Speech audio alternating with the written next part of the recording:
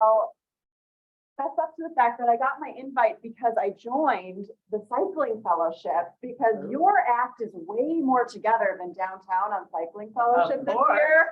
So well done, Sal. And I've been doing conversations with Rotary clubs all across Wisconsin about Final Five voting, because as a Rotarian myself, and I actually got recruited to the downtown club after speaking to them, right, the whole point of Rotary is how can we collectively help, right? Help our communities, help each other, solve problems. Just whenever I meet Rotarians, they're just people who get stuff done. And in my mind, that's what politics is supposed to be about. It's supposed to be about solving problems, getting things done, collectively coming together for our communities. And far too often these days, in my opinion, it doesn't feel like that's what politics is actually achieving. So Democracy Found is all about that problem, this systemic problem of why is it that our politics is not delivering results for real people in our communities. And it's this great group of people who came together, Wisconsinites, started by Katherine Gehl, who was a business leader in Germantown. She ran Gehl Foods, a cheese manufacturing corporation outside of Milwaukee. And she was doing this corporate strategy for her family business. And the corporate strategy was, how do we figure out how do we move forward our family business, sell more cheese, all the typical things that you would do. And she employed, as some of you might know, the 5 forces framework with Michael Porter from Harvard Business School. So anyone who has an MBA probably studied Michael Porter's 5 forces theory. And as she was doing this, Katherine had always kind of just been involved in politics as something that she cared about as a side thing as she was running her company. And she found herself running this parallel analysis of, competition analysis, 5 forces in Gehl Foods, but also in politics, to think a little bit differently about what's going wrong and what's the root cause solution. So this slide that you can see right now, actually, is perfect. The politics industry is the culmination of that work, of this kind of theoretical analysis of what's going wrong in our politics if we consider industry tools for analysis. And ultimately what she comes to is that, any of you who are in business probably resonate with this, our politics is pretty much operating like a duopoly right now. There's super high barriers to entry for new competition, and therefore we get these no results from our 2 main competitors, because even though they fight fiercely, right, they do collaborate in one particular way, and that way is to keep out any new competition in their industry. So we're stuck with these 2 choices, right? Red or blue, D or R. Those are our choices. And I think a lot of us, myself included, find ourselves like plugging our nose with that sometimes, right? We go into the ballot box in November and it feels like the choice has already been made, because frankly, in so many of our races, it has already been made. We already know who's going to win in November, because who's going to win has been decided effectively in our low turnout party primaries in August here in Wisconsin. So here's a rather confounding statistic that leads me, I always carry my notes like I'm going to look at them and then I don't. Lead me to this slide, which is that you can sum up politics industry theory and what I've been talking about with this what should be a Venn diagram, right? There should be overlap, but there's not, between members of Congress, their ability to solve problems, and their likelihood of getting reelected. And so again, the statistic that was going to drive this home is this problem that 95% of our members of Congress are reelected. Incumbency reelection rate is 95%. And yet their approval rate is approximately 19%, right? So again, in any other industry, you've got a problem here. You have super dissatisfied customers, and yet no consequences for that in the marketplace. So imagine yourself, right? Think about this problem and the impact of it in a little thought experiment with me. So imagine you're a member of Congress, you're in Washington, D.C., and you're looking at a bipartisan deal on some key national problem that you care about, right? So for me, I worked in healthcare for a decade prior to getting this. It's going to be healthcare. For you, it might be education, infrastructure, the national debt, whatever your issue is, immigration. There's probably something out there, right, that we could do to make that issue better. that we could come together and on so many of these issues, 85% of the country will agree that this is a good common sense solution to this issue. And imagine you're now the member of Congress, right? And you're thinking about whether or not you should vote for that solution to this problem, this bipartisan solution.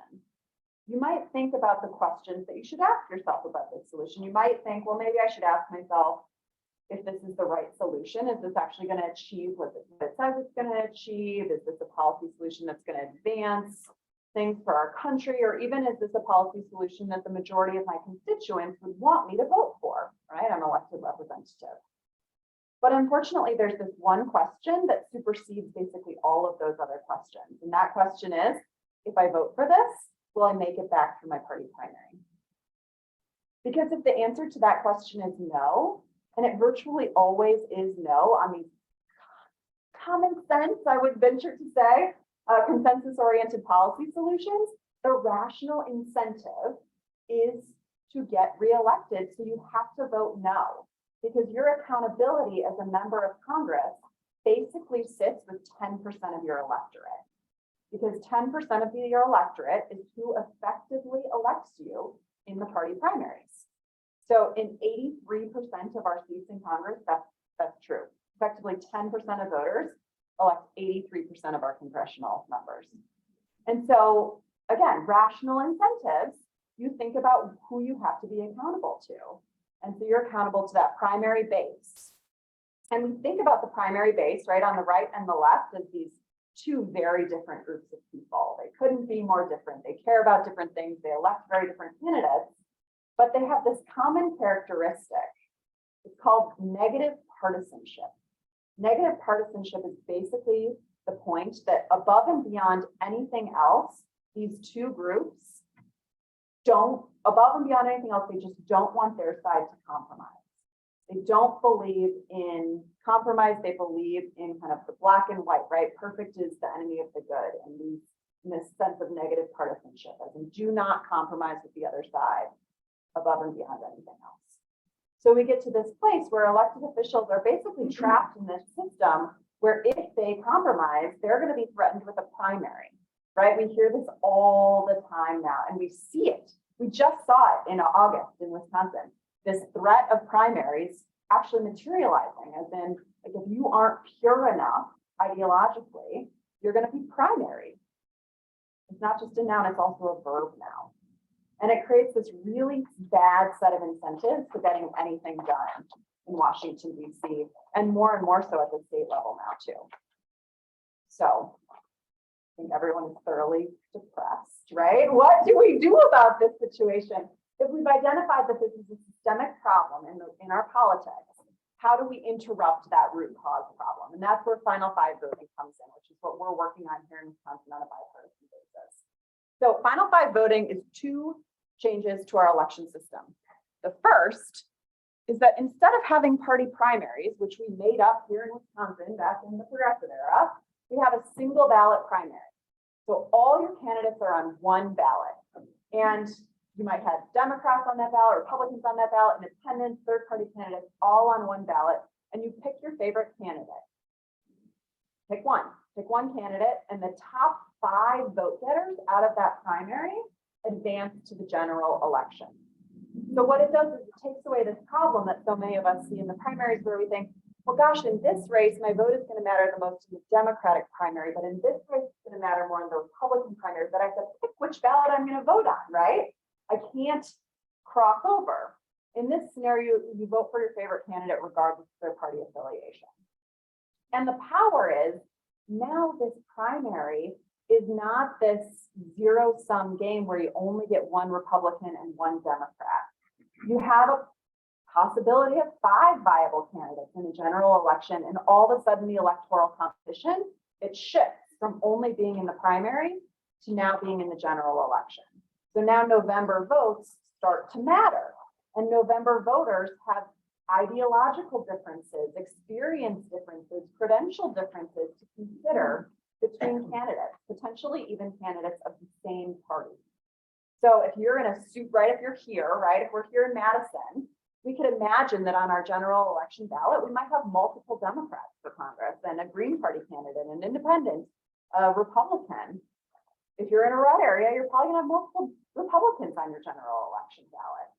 So if you've got 5 candidates, takes us to kind of change number 2, which is how do we manage 5 candidates in a general election? Because if we don't change anything in our current system, you could win with 21% of the vote in a 5-way race. This is why we don't have 5-way races in our current system, because otherwise we have spoilers, right? So we have to use this tool. No, I voted for the Packers. Use this tool called a ranked choice ballot. I'm trying to figure out why it's not. There we go. All right, a ranked choice ballot, which is essentially saying, if you want to just vote for the Packers again, you can, and you can submit your ballot. Just like that, your vote will count just like it does today. But if I also want to tell you that if I can't have the Packers, you know, I like the Bucks, I like the Brewers, okay, I don't really like the Forward, and I definitely don't like the Admirals. I can express my true range of preference for candidates on that general election ballot. And it enables us to tabulate the ballots such that you count all the first place votes first. And if someone gets 50% support, right, if they have a majority of support with first place votes, they win. They're the consensus candidate. But if no one gets 50% support in that kind of first round of the runoff, you eliminate the candidate who came in last, and their votes automatically go to those voters' second choice. It's a series of runoff elections, but you cast all your votes at once through this ranked choice ballot. So we call it instant runoffs because that's essentially what it is. It allows you to narrow to ultimately having 2 candidates in that general election and making sure that the person with the broadest support amongst the electorate is the person who ultimately wins. So this really shakes up those bad incentives that I was talking about earlier. Because all of a sudden, in a final 5 election system, which is what we call these 2 changes, the primary change and the general election change, final 5 voting, all of a sudden, as we said, the electoral competition happens in a general election.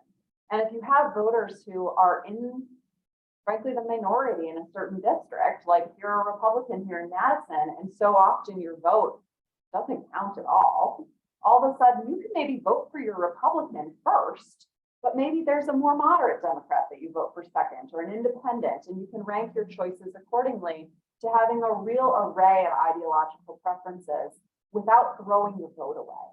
Because if you do that right now, you've all heard it, I'm sure, right? Don't vote for the independent candidate. Don't vote for the third party candidate because you'll be wasting your vote. You're throwing your vote away because it ultimately won't matter. This system allows your vote to matter, and it allows us to express that true range of preference to allow our elected officials to say, gosh, all right, that consensus-oriented immigration deal that we were considering in our thought experiment, I know that 85% of the country wants this immigration, kind of compromise immigration thing to move forward for workforce reasons, for security reasons, all those things. And because I'm not only worried about my party primary voters, all of a sudden I can vote yes on that consensus-oriented deal because I know I'll make it back through a top 5 primary if I'm an incumbent and I'm doing my job well in general. And then in the general election, I can get a coalition of support. I can get first, second, maybe even third place votes to craft that majority support to win. So it puts me in a position where I have more freedom as an elected official to govern in a way that the majority of my constituents want me to govern, not just governing in the way that only my primary voters want me to govern. So ultimately, this is my little right? We can make intersection in the Venn diagram, right? We can make it possible that in our democracy, you could solve problems and get reelected. Not always, right? Because democracy is always going to be messy and hard, and there are no silver bullets to fix the challenges that we're facing as a country.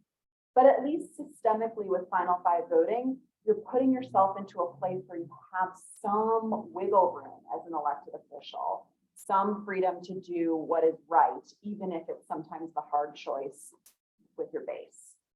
So, I don't know why I'm holding this stuff. Anyway, so we put ourselves in this place where we've got this kind of solution that's been created by taking innovations that happen on electoral reform fronts all across the country and put them together to make Final Five voting. And you might be thinking, well, gosh, that sounded pretty interesting. I saw some head nods in the room, right? People are like, theoretically, makes a lot of sense. But you're also probably thinking, and dream on, Sarah, like this is never going to happen. This is politics. So let me tell you a little bit about what we're doing to make it happen and how it's this really interesting coalition coming together. So this group that started in Wisconsin in 2017, they brought me on board as executive director in 2018, includes a truly cross-partisan group of leaders. So when we had our first event in Milwaukee in 2018, on stage together was Line D-Line, who's one of the biggest progressive donors in the state of Wisconsin. She's given lots of money to Democrats over the years. And Andy Nunemaker, who, remember this is 2018, had just in 2016 hosted the only fundraiser for Donald Trump when he was a candidate for president in his home in Milwaukee. These two, right, coming together to say we don't agree on candidates or issues or policy positions, but we agree that the system needs to work in such a way that we can get things done in Washington, D.C. again. So it's those strange bedfellows coming together that have put us in a place in Wisconsin where we have a bipartisan bill we introduced last session. In the Senate, Senator Del Cayuga and Jeff Smith. In the Assembly, Representative Tony Kurtz and Danny Reamer were our lead authors. So a Republican and a Democrat lead author in both chambers. We even had a hearing in last session in the state legislature, getting a hearing in the state Senate Elections Committee for bipartisan election-related legislation was a pretty big deal, especially on something as new as Final Five voting. Went really well. We had 73 people there supportively registering, no opposition, registering to the bill publicly at this time. So starting to really move this needle in terms of how we can bring people together on Final Five voting here in Wisconsin. So I'm super optimistic about that. Happy to answer questions about that when I wrap up, but also, yeah, there are lots of questions. Let me also tell you, right, that it's not just happening here in Wisconsin, it's happening nationally. So Alaska, they started after us, but they got ahead of us. Because I would like to tell Wisconsinites this, right? Because they took Katherine Gehl's original theory and put it into action via ballot initiative. So in 2020, the voters of Alaska decided that they wanted to use this system. So they voted for Final Four voting in Alaska, essentially the same thing. And they're using it for the first time this year. So they're using it in 2022 for their elections, all their elections in Alaska. They just used it in a special election for their single congressional seat. We can talk more about that really interesting race if you guys are interested. They had a congressman for 50 years, 5-0. Don Young had represented Alaska. So you can imagine there was some pent-up demand for that seat in Alaska. There were 48 candidates who came out in that primary. So imagine what would have happened if you didn't have Final Four voting in Alaska, that the minuscule vote splitting, right? They have all 48. They had all 48 on that single ballot primary. Exactly. And you voted for your favorite, right? Pick one primary. And the top 4 vote getters advanced to the general election. And they went through these rounds of instant runoff. And they ended up electing this woman, Mary Popola, in the special election. So we'll see. They get to do it again in November because it was just a special. But a Democrat actually won that seat, which was wild from Alaska standards, but not so wild when you actually look at the race. Because Sarah Palin was the person who lost. Sarah Palin has 60 or 70% disapproval, like negatives in Alaska. She's very disliked, but she's got a strong base of support in the Republican Party. So in either the old system or this new system, she has this strong contingency of support, but not majority support. So she ran a campaign where she told people, just vote for me. And the Republicans did not effectively rank their ballots in that particular race. Mary Peltola ran a campaign that was super inclusive. She's a very, I would say, like Alaskan Democrat. So she ran a pro-fish, pro-choice campaign. It was very interesting. And she ended up getting a lot of the other Republican in the race, a lot of that Republican second choice votes to get her over 50% and win. So she used the system effectively to show that in Alaska, we think of it as a red state, right? It's always been a very red Republican state, but really it's a conservative independent state. It's a state that has more registered independents than either Republicans or Democrats. And you saw that in how they voted, because they voted for, a lot of people voted for the establishment Republican for their first choice and the Democrat for their second. So anyway, lots of interesting nuances on Alaska. We can dive in more detail. But before we close, and then I'll take questions as a large group, and I'll stick around so if anyone wants to chat more. And I live here, so if you ever want to like go get coffee and talk more, I'm also happy to do that. The exciting thing about Final Five voting is that it doesn't take all 50 states making this change to make a difference. So we have the ability in this federalist system that we live in to make changes to the way we elect federal elected officials at the state level. So imagine if only 5 states, that's our current goal nationally right now, 5 states by 2025 elected 10 US senators under a Final Five system. Think about that problem-solving fulcrum of senators you would now have to get us to the 60-vote threshold to actually do some problem solving in the US Senate. We hear about it all the time, right? It's like the Gang of 6, the Gang of 8, these problem solvers. Giving those problem solvers more flexibility electorally in their home states to do what needs to be done on our most pressing issues nationally could make a really big difference when it comes to solving or at least moving the ball further down the court on some of our nation's biggest challenges. Ultimately, I'm a pragmatist. I served in local office here in Madison, and I learned that like you don't ever get everything you want, right? That's how the world works in every other part of our world. But for some reason in Congress, we put ourselves in this place where people are only working on getting everything they want and think that's okay.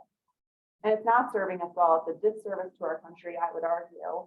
And I'm pretty excited about the difference that Final Five voting could make, making the playing field a little bit more possible to get things done. So with that, thank you for the time today, for listening to this new idea. If you're interested in it, like I said, please follow up with me. Here's our website to learn more. And I'm around trying to talk about this all over the place because it's new. People have never heard of Final Five voting, so we've got a big educational hurdle. So anywhere you can think of that people might want to learn more, share these presentations, please. That's like the most helpful thing that you can do for us right now. All right, questions? Okay, let's go. 1, 2, 3, 4. Where else are they? You said Alaska. Where else are they doing this ranked choice voting now? Yeah, so Final Five specifically is in Alaska. There will be a ballot initiative in Nevada this cycle. So in 2022, Nevadans will vote on it. We've got our campaign here in Wisconsin. There's a campaign in Georgia. There's a campaign in New York. There are campaigns growing across the country, but ranked choice voting, the use of the ranked choice ballot, it's used in over a dozen states at the municipal level right now. So there's a lot of experience using a ranked choice ballot. The state of Maine also uses ranked choice voting within their party primaries. So we think they didn't actually get at the root cause of the problem, but they moved the ball forward. But we have experience and we know that voters are perfectly able to use a ranked choice ballot. They have no higher error rates than current ballots in elections to date. And voters report on exit polling data that they like using ranked choice ballots. So there's a lot of voter satisfaction with the ability to rank, even though it sounds kind of confusing. That's always our biggest pushback. We found an experience that it's not confusing to voters to actually do it. Yeah, I'm missing something. So let's say you've got 5 people or 48 or whatever, and you have to have a special election that if nobody makes the majority, nobody makes over 50%. Right? Yep. And so then you have a special election, and if you get to that point where nobody still makes 50%. Let me walk through it. So super great question, because it's helpful to look at how an election is actually tabulated. Let me do these slides real quick. So, right, top 5 advance to the general. So there's no ranking in the primary. No ranking in the primary. Just pick your favorite in the primary, and the 5 advance to the general. 1 vote in that primary. Now you rank, right? And so let's tabulate. In this particular, these are all the first place votes. No one had 50% with first place votes, right? So here you can see it a little bit easier. The Bucks were ahead, but the Brewers and the Packers were right there with the Bucks. So you automatically, you don't have to come back for another election because you've already cast all those votes on the ranked choice ballot. You just drop that candidate who came in last and their votes, right? Their single vote transfers to their second choice. You do that process of elimination again, single vote transfer to their next choice. Again, until one candidate goes over 50%. So it's still only 2 elections, right? It's still only the primary election and the general election. But in that general election, because you cast all those preferences on your ranked choice ballot, you can tabulate the votes and see who has the broadest support amongst the electorate. Is that helpful? I still don't understand. Okay. So are you saying that if, can you go back a couple Yeah. slides? If you get rid of the 5th one. Yep. And then you go with everybody's second or just theirs? Just theirs, right? Just theirs. So yeah, so watch this flower, right? So see, look at all those little gray guys, right? So the gray guys are now out because their candidate came in last. Everyone who voted for the forward, they happened, in this particular example, to rank the Brewers second. So their votes transfer. If you voted for the Packers, your first place vote stays with the Packers because they're still in the race, right? You don't want your second choice to start counting because your candidate's still in the game. So then that process again, right? So anyone who voted for the Admirals are no longer in the race. So all those little blue guys are going to get distributed to their second and some of their third choices. So that's when your next favorite starts to count. But if I voted for the Packers, like I did, right? I'm still in it all to the way to the end. My first choice continues to count all the way to the end because my candidate is still in the race. Imagine if it were a runoff, right? So like in a runoff election, they do this in Georgia. If no one gets 50%, they take whoever came in last out and you have to go vote again. It's essentially like that, except you've already signified who you would have second if your candidate is out of the race. That's the value of a ranked choice ballot instead of instant runoffs. Yeah. So a question for you, Nan and I are both poll workers in Little Town, town of Blue Mountain. And does our village clerk do all the Great evaluations on game night? Yeah. And report it? How does it all funnel up to the TV and the newspapers? Yeah. Great question. So you guys know when you go in, right, and you put your ballot in the machine, and at the end of the night as a poll worker, they pull the results tape out and you pull the little stick out and you take it to your clerk. All of the data that you need is on that little stick, right? The whole cast vote record, because you still vote with your paper ballot. There's an auditable trail, right? Paper ballot audit trail, but the data is already there to run as soon as you put all that data together to run those instant runoffs simultaneously. So they just did it in Alaska. When they had all of the votes in Alaska, it's a little unique there because they take 2 weeks to collect all the absentee ballots after election day in Alaska. So it took a while. You might have heard that it was ranked choice voting's fault, but it took a while in Alaska.